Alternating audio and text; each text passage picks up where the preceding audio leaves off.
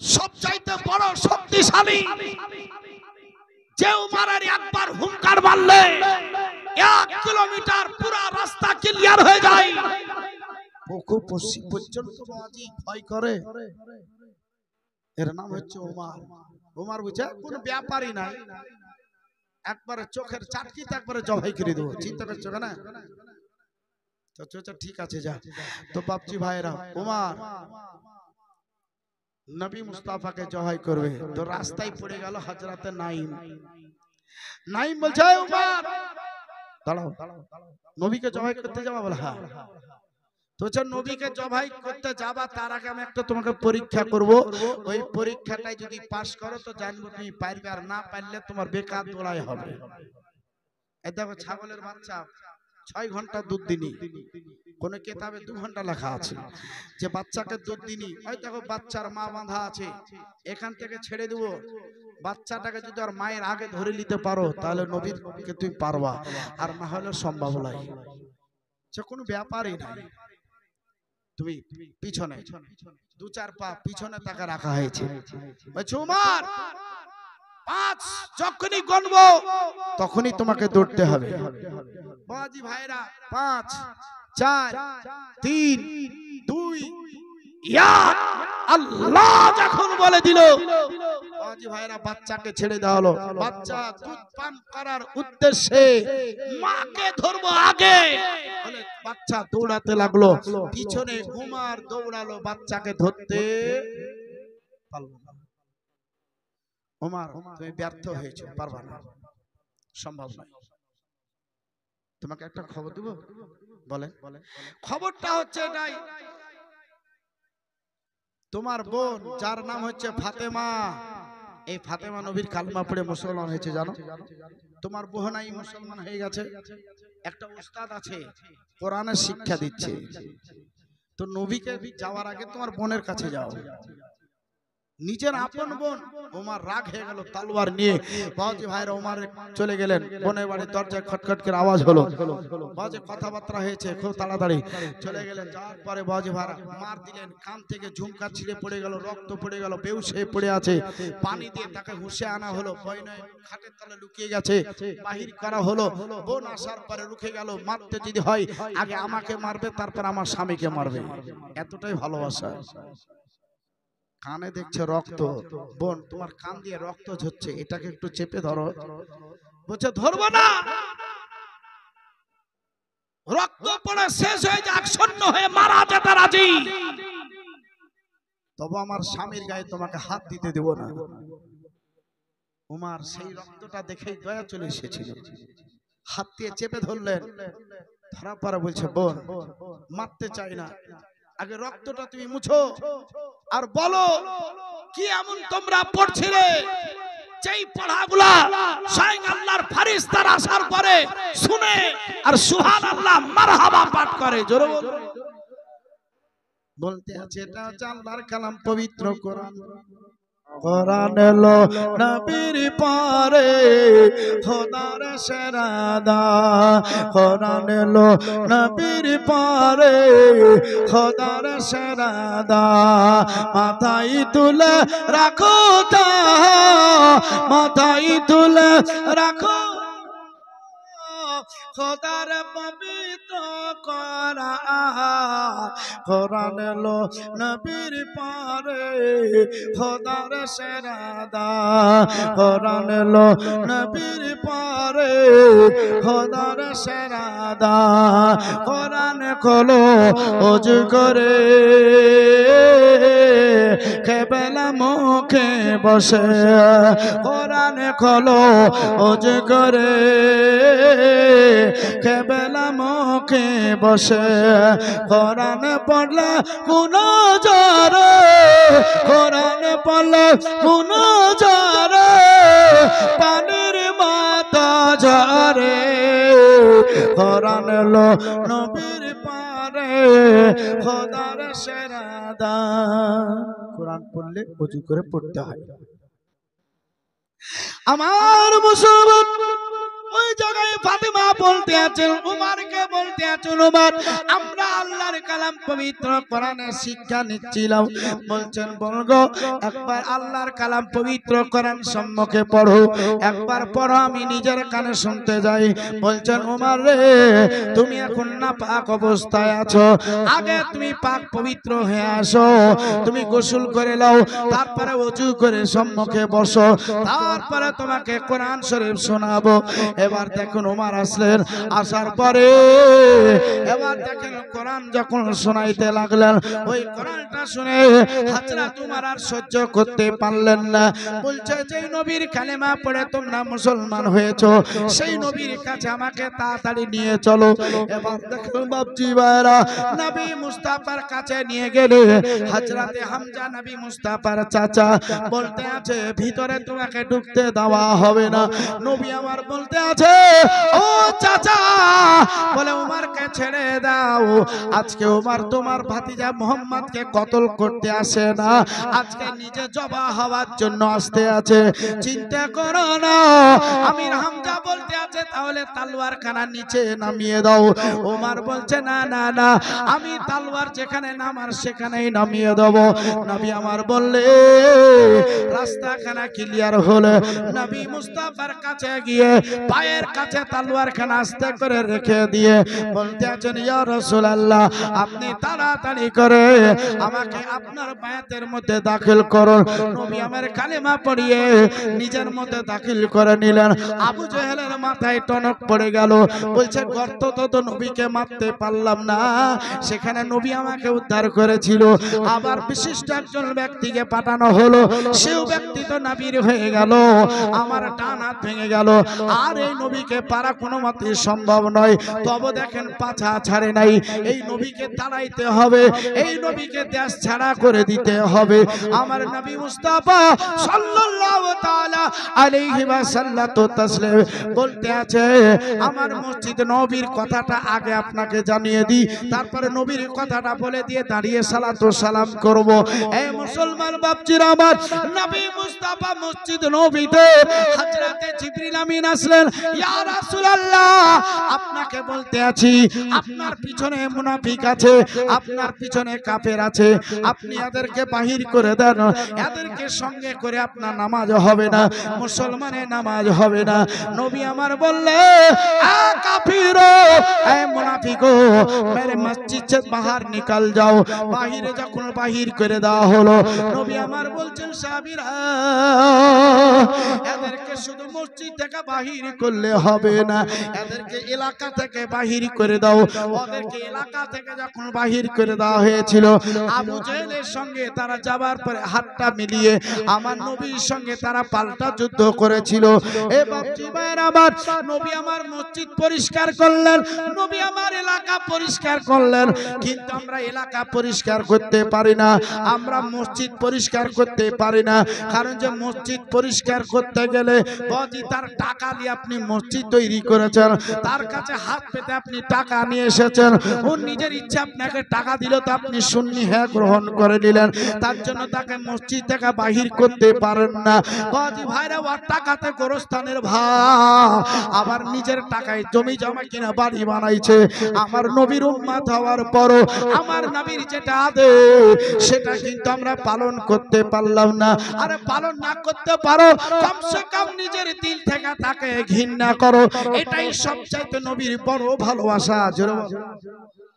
আমার বাপজি ভাইরা শোনো, আমার নবী মুস্তাফা সাল্লাল্লাহু আলাইহি ওয়াসাল্লাম বলতে আছে যে আজকে আমি মসজিদ বাজি ভাইরা মক্কাতুল মুকাররমায় আছি, আমি নবী মুস্তাফা এখানে আরাম করতে আছি, এদের বাজি যুক্তিবিদ্যা হয়ে গেল। বলছে নবী মুস্তাফাকে কতল করে দিতে হবে, নবীকে জবাই করে দিতে হবে, বলে নবীকে আর রাখা যাবে না। আমার বাপজি ভাইরা আমার আল্লাহ নবীকে খবর করে দিয়েছেন। নবী আমার দেখেন তার আগে আপন আপন সাহাবীদেরকে ডাকার পরে 7 দিন 5 দিন 10 দিন আগে তাদেরকে বাজি আশরাফ শহরে পাঠিয়ে দেওয়া হচ্ছে, তোমরা মালটাল নিয়ে আশরাফ শহরে চলে যাও, তোমরা বিবি বাচ্চা নিয়ে চলে যাও, তোমরা আপনা আপনা একটা করে সাইডি তোমরা নিয়ে নাও।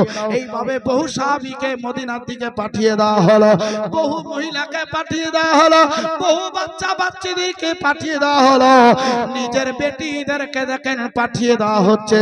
আর ওই রাস্তাতেই আমার নবী মুস্তাফার দ্বিতীয় বেটি ইন্তেকাল করেছিলেন। ও বাপজি ভাইরা কেমন করে করেছিল এটা কিন্তু আর এখন বলার সময় নাই। ও বাপজি ভাইরা, আমার নবী মুস্তাফা হযরত আলী আল মুর্তজাকে ডাকার পরে বলছে, ও আলী ও, আমি নবী বলতে আছি, আমার বিছানায় তোমাকে শুইয়ে দেব। সকাল বেলায় উঠে যে সমস্ত গরিবের মালগুলো আছে এগুলা বিতরণ করে তুমি ইয়াসরাব শহরের দিকে রওনা হয়ে যাবে, অর্থাৎ মদিনার দিকে রওনা হয়ে যাবে। কথাটা বলার পরই আজকে রাত্রিতে আলীকে শুইতে হবে, একবারে তালওয়ারের বিছানা, একবারে কতলের বিছানায় শুইতে হবে। আলী আল মুর্তজা বলেন, আমার জানের গ্যারান্টি তো নবী দিয়ে দিয়েছে, হাজার তালওয়ার আসলে আমাকে কেউ জবাই করতে পারবে না। জোরে বলো, কেউ জবাই করতে পারবে না। তাই দেখেন নবী মুস্তাফা রেডি হয়ে আছে। ওইদিকে আশরাফের মানুষেরা খবর পেয়ে গেছে সাহাবীদের কাছ থেকে। সাহাবীরা বলেছে নবী হিজরত করবে, নবী মুস্তাফা আজ এখানে আসবে গো। এবার নবীর খবরে আপনা আপনা বাড়ি সব রেডি করে রেখেছে। আমার বাড়িতে পীর সাহেব আসবে, আমার বাড়িতে মাওলানা বসবে, তার জন্য বিছানার চাকচিকন করা হয় কিনা। মৌলবি আসবে রে, বিছানটা ভালো কর, এদিকে দেখলে পরে বদনাম হবে না, বাড়ির মহিলার বদনাম হবে, পুরুষের বদনাম হবে। তাই চাকচিকন বিছানা, চাকচিকন বালিশ, কাঁথা, চাদর সব লাগাই। তো নবী আসছে, ভালো ভালো বিছানা রেডি করো, দোতলা রেডি করো, তেতলা রেডি করো, ভালো ভালো খাবার রেডি করে রাখছে।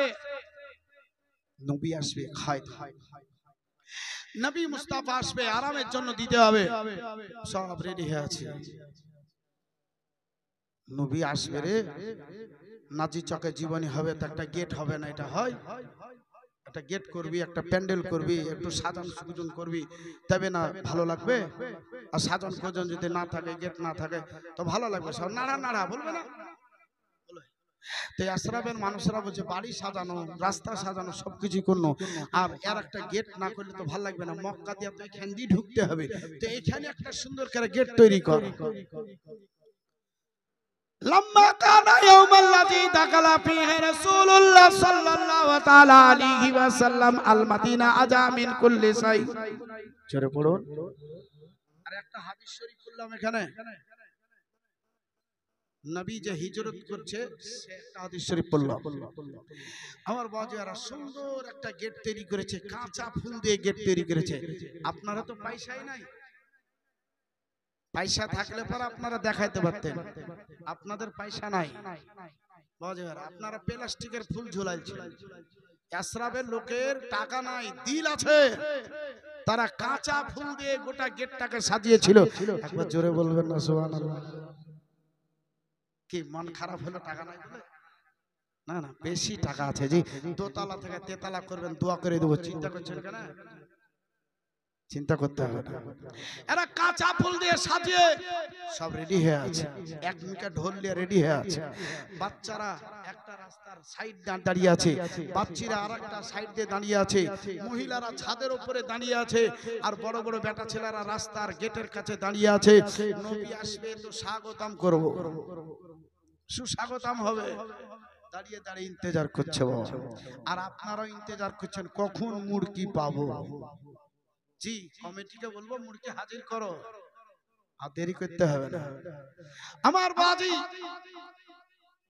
এরা এইভাবে একবারে রেডি কমপ্লিট, আর এই কমপ্লিটের জায়গায় সুবহানাল্লাহ হবে। আমি দেখি এরা সব কিছু রেডি করছে, এত সুন্দর ভাবে রেডি করছে। নবী আমার বলছে আর কিছুক্ষণ পরই বের হইতে হবে। আবু বকরকে 6 মাস আগে বলা হয়েছে, এ আবু বকর আমার সঙ্গে তোমাকে সাথ দিয়ে যেতে হবে। কবে যেতে হবে সেইটা কিন্তু বলেন না। হযরত আবু বকর সিদ্দিক রাদিয়াল্লাহু তাআলা আনহু তিনি বলতে আছেন, নবী আমার যেই দিন এই খবরটা দিল রে, সেই দিন থেকে নিয়ে আমি 1 মিনিটের জন্য আমি আমার বিছানায় পিঠ ঠেকাই নাই। খোদার কসম করে বলি 6 মাস হয়ে গেল, 6 মাস আমি বিছানায় 1 মিনিট পিঠ টাকাই নাই। আমি সারা দিন তো নবীর কাছে থাকি। নবী যখন আমাকে বিদায় করে দেয় তখন থেকে নিয়ে সারা রাত্রি আমি আমার দরজার কাছে দাঁড়িয়ে দাঁড়িয়ে নবীর জন্য ইন্তজার করি। নবী আসবে আর খবর দিবে, সঙ্গে সঙ্গে বেরিয়ে যাবে। সব ঘেরাও করে নিয়েছে, তীর তলোয়ার সবকিছু নিয়ে একবার রেডি। কেউ ইচ্ছা দরজা ভাঙা দে, কেউ ইচ্ছা না অকেরা হবে, ডাইকা মারতে হবে, দরজা খুলতে বল।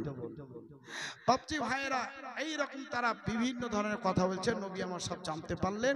নবী আমার মাটি তুলে সূরা ইয়াসিন মুমিন পর্যন্ত পড়ে বাবাজি ভাইরা যখন এইভাবে ছিটিয়ে দিলেন, আল্লাহ রাব্বুল আলামিন রহম করলেন। 100 জন ব্যক্তি যে গিয়েছিল, 100 জনের ব্যক্তির চোখে বালি পড়লো, তারা চোখ কচলাতে লাগলো।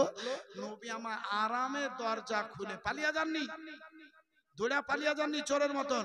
নবী আমার আরামে দরজা খুলে তাদের এইভাবে হটিয়ে, কি তাকাচ্ছেন আপনারা? এইভাবে হটিয়ে, হয় হট, আমি নবী, তোরাকে বাহার আছি, তোরা থাক। বাবজি ভাইয়ের এইভাবে বলে নবী আমার হাঁটতে লাগলেন। এ আলী, যাও আমার বিছানা শুতে যাও, একবারে চোখ মুখ ঢাকে শুতে যাও। কেউ বলছেন যে নবী আমার নিজের হাতে শুইয়া চাদর দিয়ে ঢেকে দিয়েছিলেন। এগুলো শুনতে গেলে তো সময় লাগবে জি বাবজি ভাই। তো এবার দেখেন চাদর দিয়ে ঢেকে দিলে নবী আমার চলে গেলেন। নবী আমার যাওয়ার পর বলছে, আবু বকর নব্বাইকা ইয়া রাসূলুল্লাহ, বেঁচে চলো। দরজা খুলে 2টা উট বাহির করলেন, 10 টাকাতে কিনা বাঁচা হয়ে গেল। নবী আমার চাপলেন আর আবু বকরকে নিয়ে চলতে লাগলেন, সঙ্গে চলতে লাগলেন। এরা বলছে দরজা খোলা পেয়েছি। ঢোকার পরে দেখছে বিছানায় মানুষ আছে। তো বলছে নবী এখন শুইতে আছে। বলছে এই সুযোগ আমারই দে। তার একজন বলছে নিধের মাথালে যদি মেরে দিবি তো কি করে বুঝবে কে মারলে না মারলে? ওকে চেতন কেরা মারবি তো বুঝা যাবে, আস্তে আস্তে মারতে হবে। একবার এখানে মারবো সেখানে মারবো তাহলে না কষ্ট পাবে। তো হচ্ছে সেটাও ঠিকই। তো হচ্ছে আগে জাগা। বাবজি ভাইয়ের আমার চাদরখানা এইভাবে আস্তে আস্তে করে হটাচ্ছে। তা আলী আল মুর্তজা চোখ খুলছে। এরা বুঝছে দেখলি আন্দাজে মেরে দিলে আলী কি জবাই করে দিত। নবী তো নাই। হ্যাঁ গো আলী, নবী কোথায়? তো হচ্ছে নবী আমাকে বিছানায় শুইয়া তারপরে তো তোমার একটা হটি তো গেল, তোমরা দেখতে পাওনি? তো হচ্ছে না। আরে তাহলে নবী কোন দিকে গেল? দেখ দেখ দেখ। এর আপনার পিছন দিকে চলতে লাগলো। আর নবী আমার আলীকে বলেছেন যে সকালবেলায় জিনিসপত্র বিতরণ করে চলে আসবা। ই আপনার সকাল হলো, বিতরণ করে বাবাজি পিছন পিছন চলতে লাগলো। আমার নবী মুস্তাফা সাল্লাল্লাহু তাআলা আলাইহি ওয়াসাল্লাম তো তাসলিম। এই দেখো মুসলমান মাজিরা আবু বকর সিদ্দিককে নিয়ে সম্মুখে আগাইতে আরম্ভ করলেন। আবু বকর বলছেন, ইয়া রাসূলুল্লাহ, যারা আপনাকে জবাই করব বলে আপনার বাড়ি ঘেরাও করেছিল সেই ব্যক্তিরা এখন আমাদের পিছনে মনে হচ্ছে ধরে নিবে। ইয়া রাসূলুল্লাহ, আপনি একটা কিছু করুন। নবী আমার তখনই বললেন জমিনকে, এ জমিন, আজ খোদার হুকুম থাকে, খোদার হুকুম নীতি আজকে এইভাবে আছে। তবে আমি আজকে নবী তোকে অর্ডার করতে আছি, আজকে তোকে আমি হুকুম করতে আছি। জমিন ওই দুশমনের জন্য তুই আজকে লম্বা হয়ে যাবি, আর তোর নবীর জন্য জমির সমান হয়ে যাবি, অর্থাৎ তুই ছোট হয়ে যাবি। কতটা লম্বা কতটা ছোট বলতে আছে 100 ধাপ, যেটা সেটা নবীর কাছে 1 ধাপ হয়ে গেল, আর তাদের কাছে একটা ধাপ, সেটাই 100 ধাপের সমান হয়ে গেল। জোরে বলো। তারা অনেকটা দূর হয়ে গেছে, আর নবীকে তারা ধরতে পারলো না। একবারে সকাল সকাল বাজি ফজরের টাইম, ওই টাইমে নবী আমার বলতে আছে, ও বকর, দিনের বেলায় চলাটা ঠিক হবে না, আমরা একটু আরাম বিরাম করে নিয়ে আবার ঠিক টাইমে বের হয়ে চলে যাব। ও বকর বলো কোথায়, কোন জায়গায় আরাম করব? পাহাড়ের মাথায় নয়, ওই জায়গাতে একটা গর্ত দেখতে পাওয়া গেল। সাপের ভয় ছিল না রে, ব্যাঙের ভয় ছিল না, সেই জায়গায় বিচ্ছু কাটবে তার ভয় ছিল না। বাপজুরে আমার মায়েরা, সেই জায়গায় হযরত আবু বকর সিদ্দিক ঢুকি সেটাকে পরিষ্কার পরিচ্ছন্ন করে, যে গর্তগুলা দেখতে পাওয়া যায় নিজের মাথার পাগড়িগুলাকে কেটে কেটে গুঁজিয়ে দেওয়া হলো। একটা জায়গা খালি ছিল, সেই জায়গাটাই উঠানে ডাব দিয়ে দেওয়া হলো, ইয়া রাসূলুল্লাহ আপনি ভিতরে দ্বারে প্রবেশ করুন। এবার দেখেন গারসরা যখন প্রবেশ করলো, আমার নবী মুস্তাফা জাঙ্গের উপরে মাথা দিয়ে একটু চোখটা বন্ধ করে আরাম করতে আছে। এবার বাজি নবীকে দেখবো বলে আজ 2000 বছর ধরে একজন অপেক্ষা করছিল। বাজি ভাইয়ের আমার আজদা একটা সাপ, সেটা হচ্ছে মুসা কালিমুল্লাহর জামানার, তার মুসা নবীর একটা উম্মাত। সেই উম্মাত বাজি ভাইরা আজকে নবীকে অপমান করার জন্য সে আজকে সাপে পরিণত হয়েছে। আজকে নবীকে অপমান করার জন্য, নবীর নামটা কেটে দেওয়ার জন্য তাকে সাপে পরিণত করা হলো। বলতে আছে মাফ করে দিতে পারি, যেই নবীর নামটা তুমি কেটেছো সেই নবীর কাছে তোমাকে ক্ষমা নিতে হবে। তার জন্য সাপটা ঠোকা দেয়। আবু বকর কোনো মতেই ছাড়তে চায় না, দংশন করা হলো, জর্জরিত হয়ে গেছে বিষে, তবে পাখানা তোলেন না, চোখের পানি বের হচ্ছে, বারবার করে মুছতে আছে। আবু বকর সিদ্দিকের পানি এক ফোঁটা নবীর গালে যখন পড়ে যায়, নবী আমার চোখটা খুলে বলছেন আলী, আবু বকর কিসের জন্য কাঁদো? আবু বকর বলছে কাঁদি না হুজুর। বলে তোমার চেহারাটা নীলবর্ণ হলো কেন? তোমাকে সাপে দংশন করেছে, সাপটাকে ছেড়ে দাও, আমার সঙ্গে জিয়ারত করবে, আমার কাছেও ক্ষমাশীল হওয়ার জন্য এখন অপেক্ষা করতে আছে। আমার বাপজি ভাইরা ওই জায়গায় ছেড়ে দিলে নবী আমার নিজের হাতে আবু বকরের পাখানাই ভাবে ধরে আজকে বাপজি ভাইরা নিজের মুখ থেকে দুধ মোবারক বাহির করে যখনই সেই জায়গাতে লাগিয়ে দেওয়া হলো, সঙ্গে সঙ্গে আর দেখেন আবু বকর সিদ্দিকের শরীরে যে বিষটা ছিল সেটা পানিতে পরিণত হয়ে গেল। জোরে বলুন সুবহানাল্লাহ। বাজি বিষটা পানি হয়ে গেল। আবু বকর সিদ্দিক রাদিয়াল্লাহু তাআলা আনহু এবার দেখেন নবীকে নিয়ে সঙ্গে ইসরাফ শহরে পৌঁছাবে। সেই জায়গাতে বাজি কবিতর আসার পরে ডিম পেড়েছিল, আজকে মাকড় সাথে জাল বনে দিয়েছিল। দুশমনেরা বলতে আছে মানুষ যদি প্রবেশ করে তাহলে জাল ছিড়বে, এখানকার ডিমগুলা পড়ে যাবে, অত দূর কানি নয়, চলে আসুন নবী মুস্তাফা আবু বকরকে নিয়ে। বলতে আছেন আবু বকর এলাকার মানুষের অপেক্ষা করছে রে, ওরা ক্যাম্প করবে, ওরা নবীর নামে দরুদ পড়বে। এই নাজির চকের মানুষেরা এতক্ষণ দরুদ পড়ছিল ওই আসরাবের মাথা, এরাও দাঁড়িয়ে দাঁড়িয়ে ক্যাম্প করার পরে ও নবী দোয়া করেছে, আমরা দোয়া করে মাহফিল সমাপ্ত করে দেওয়া হবে। ওই টাইমখানি শুধু আপনাদেরকে দেওয়া হয়েছে, ওই টাইমখানে আপনারা ফলো করুন। নবী মুস্তাফা সাল্লাল্লাহু আলাইহি ওয়াসাল্লাম এবার দেখেন বাপজিরা হযরত আবু বকরকে নিয়ে চলতে আছে। নবী মুস্তাফা ময়দানে যখন চলে, নবী আমার বলছেন আবু বকর তুমি কি সামনে কিছু দেখতে পাচ্ছ? আবু বকর বলছেন ইয়া রাসূলুল্লাহ সামনে এখনো কিছুই দেখা যায় না। নবী আমার বলছেন আবু বকর ওই দেখো সামনে একটা গেট তৈরি করা হয়েছে, এই দেখো গোলাপের গেট, এই দেখো গোলাপ। যখনই যেই জায়গাতে তোমরা দেখতে পাও না কেন, আমার নবীর পছন্দ ছিল, আমার নবী পছন্দ করেছে ওই গোলাপটা, নবীর নামে সব সময় দরুদ শরীফ পাঠ করে, তাই গোলাপটা তোমরা যেই জায়গাতে দেখো না কেন মনে মনে তোমরাও নবীর নামে দরুদ পাঠ করে নিও। গোলাপটা কখনো পায়ের তলে ফেলিও না, গোলাপটা যদি তোমার সেই রকম হয় তাহলে একে সাইড করে রেখে দিও, কিন্তু তাকে পা দিয়ে কখনো দাবন দিও না, কারণ যে আমার নবীর সবচাইতে কষ্ট হবে। তাই বলতে আছে মুসলমান এবার দেখেন কাছাকাছি যখন পৌঁছে যায়, আমার নবী মুস্তাফা গেটের ভিতর দিয়ে প্রবেশ করলো। লম্বা কানা ইয়াউমাল্লাযী দাখালা ফিহি রাসূলুল্লাহ সাল্লাল্লাহু তাআলা আলাইহি ওয়াসাল্লাম আল মদিনা আজা মিন কুল্লি শাই। এত সুন্দর নুরানি চেহারা, এত হুসনি জামালি চেহারা নিয়ে নবী আমার যখন প্রবেশ করলেন, ওই জায়গার মহিলারা ফিদা হয়ে গেল, ওই জায়গার পুরুষেরা দিবানা হয়ে গেছে, ওই জায়গার বাচ্চা বাচ্চারা পাগল হয়ে গেছে। ওই লোকের আসার পরে বলছেন ইয়া রাসূলুল্লাহ এই জায়গায় যদি আপনি একটু দাঁড়াতে তাহলে আমরা আপনার উপরে দরুদ ও সালাম করতাম।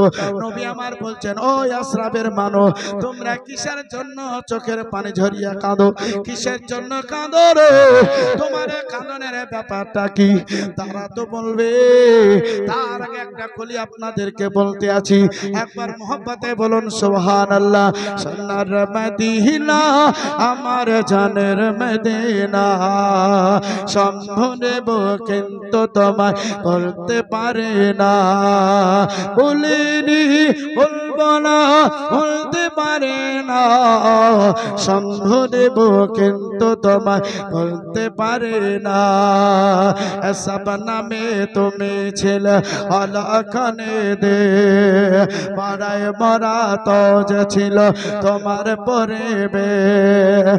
সব নামে তুমি ছিলে অলখানে দে, সব নামে তুমি ছিলে অলখানে দে, মারায় মরা তো যে ছিল তোমার পরিবে। তোমার বুকে নবীর কদম লেগে তুমি শাহে মদিনা। ছেড়ে বলেন না জি, সম্ভনে কিন্তু তোমায় বলতে পারি না। জান্নাতের ওই বাগান নবী তোমায় বলেছে, খাকে সেপারে অধিকারী তোমায় করেছে। জান্নাতের ওই বাগান নবী তোমায় বলেছে, জান্নাতের বাগান নবী তোমায় বলেছে, খাকে সেবা অধিকারী তোমায় করেছে।